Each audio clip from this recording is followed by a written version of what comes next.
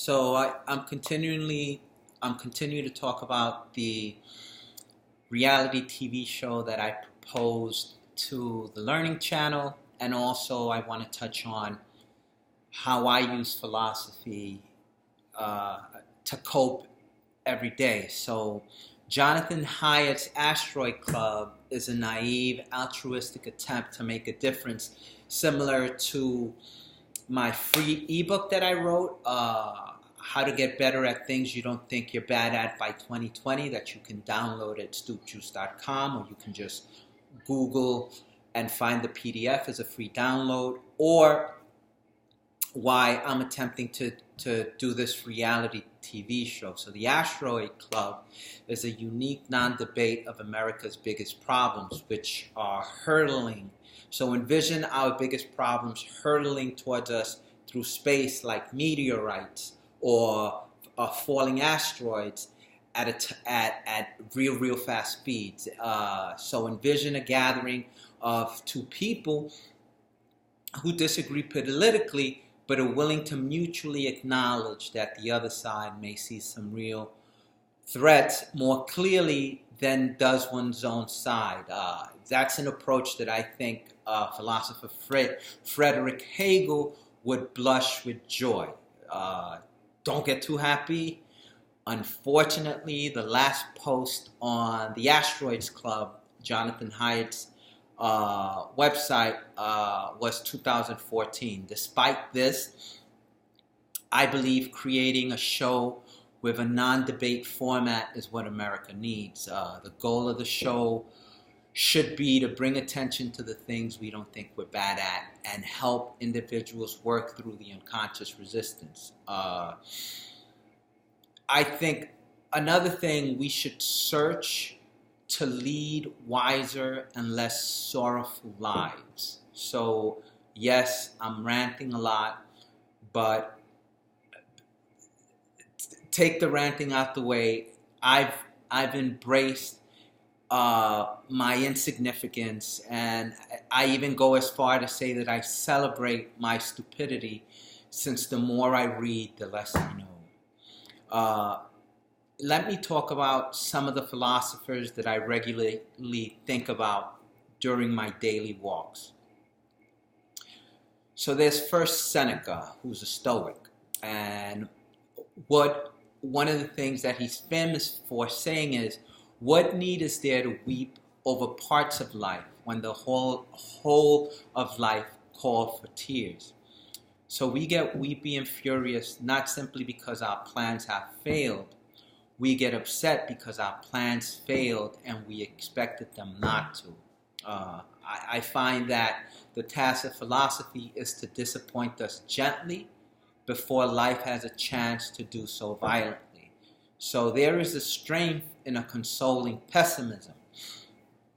Another philosopher is Saint Augustine. Saint Augustine, he's the one that came up with the concept of original sin. So his concept illustrates that human nature is originally damaged because of original sin. Human nature is inherently damaged and tainted because in the Garden of Eden, the mother of all people, Eve, she sinned against God by eating the apple from the tree of knowledge. Her guilt was then passed down to every single one of us. And now all of our endeavors are born to fail because they were the work of a corrupt and faulty spirit. So as a metaphor, this statement has a beguiling poetic truth. You don't have to be religious. You can also be atheist, and this applies. So my takeaway from Augustine's writing is that we shouldn't expect too much from people. So that's another thing.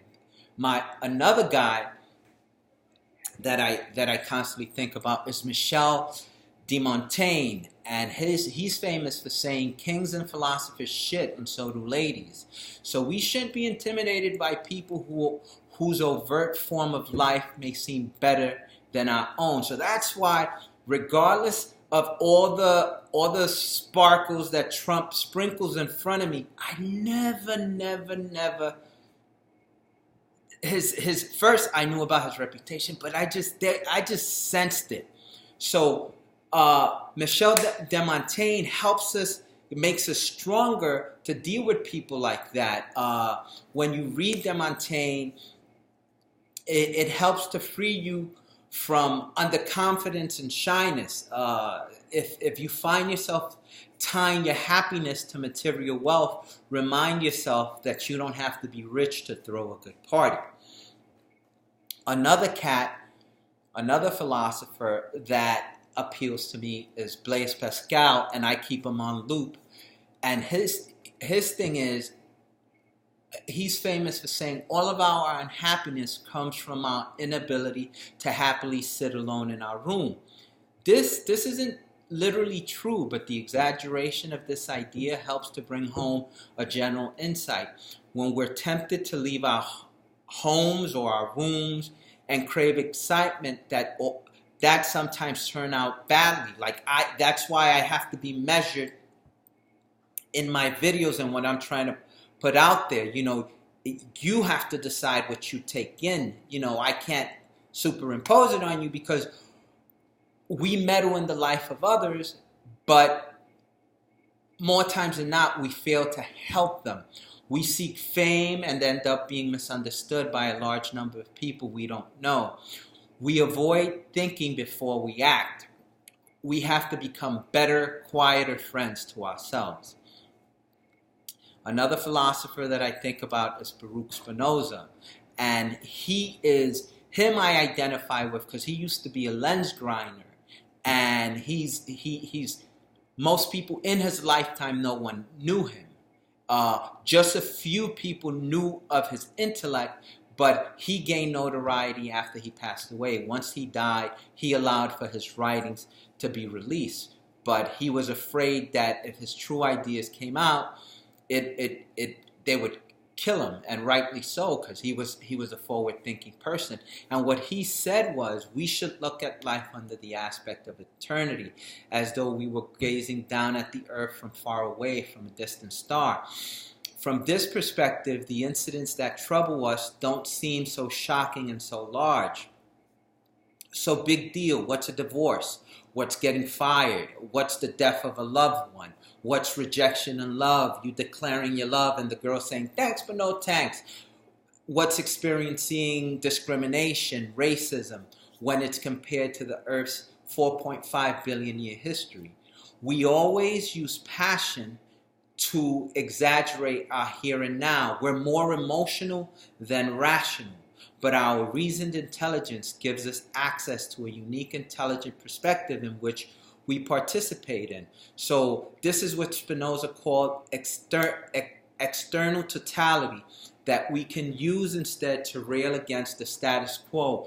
And this way we can have cleared-eye serenity. We can have a more calm and more peaceful way of looking at the world.